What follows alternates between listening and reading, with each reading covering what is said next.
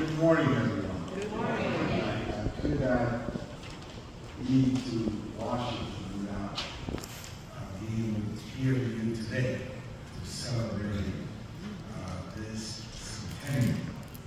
Joy and, of course, Tony and the entire Schomburg family, because this is a family.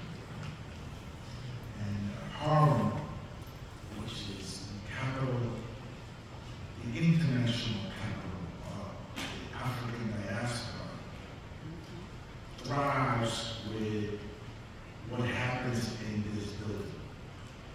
100 years. A lot has happened in 100 years.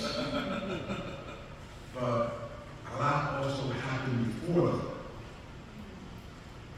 And countries and people that don't know the past perish. And so this is an archive, right, or repository. And we often think of an archive as having boxes and catalogs and things of that nature. But technology now has allowed us to share this archive with the rest of the world, all the continents of the world, so that 11 million items that are here could be shared with a young boy or a young girl in Asia, or in Africa, or in Europe, or in any part of the world.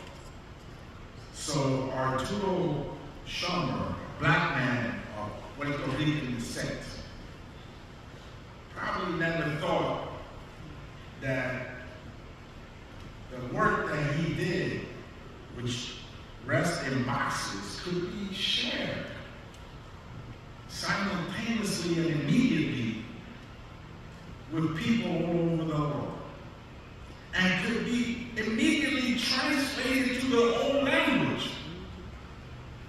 What a revolution.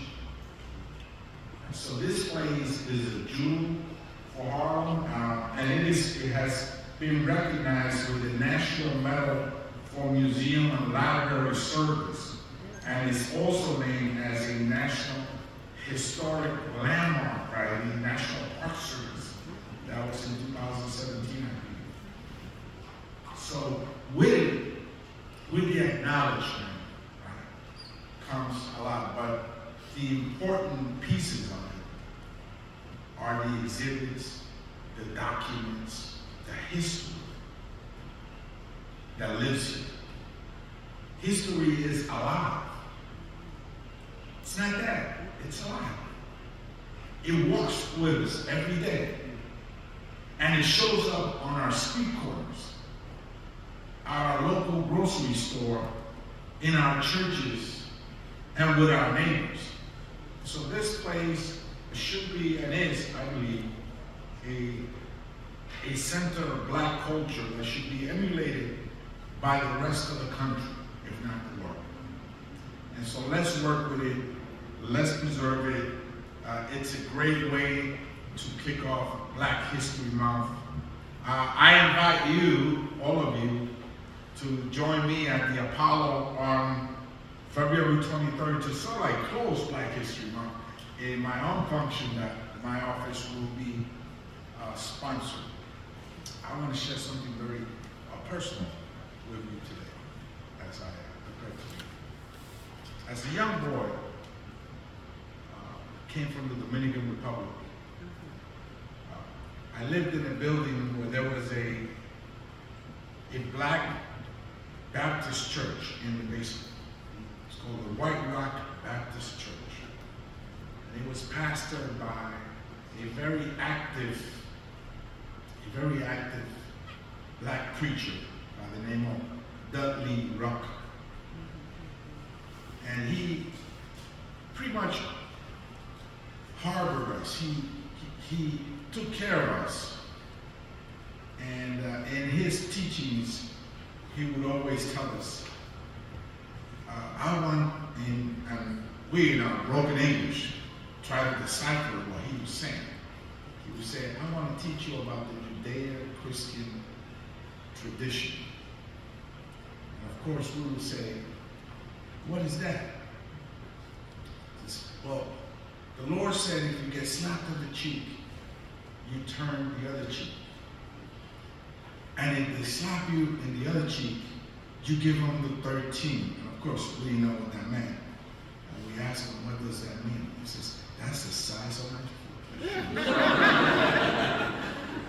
And so, he was a strong supporter of Congressman Adriano Espaillat.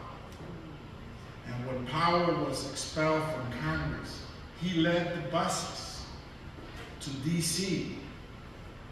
to try to reinstate him in Congress. As he did, he had to go all the way up to the Supreme Court.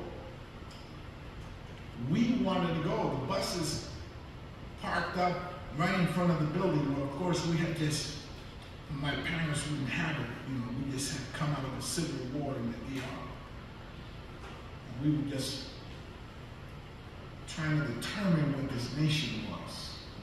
I had no idea that later on I would have the privilege to represent the same seat that the late and great Adriano Espaillat. Powell is here. Charlie Rangle is right down the street. That's our history. The one that we sort of like came to touch on a daily basis, but there's so much that we didn't touch on a daily basis that we can learn from it right here in this center. So thank you for what you do, Joy. And thank you to the Schomburg family. And as the late and great Powell used to say, keep the faith.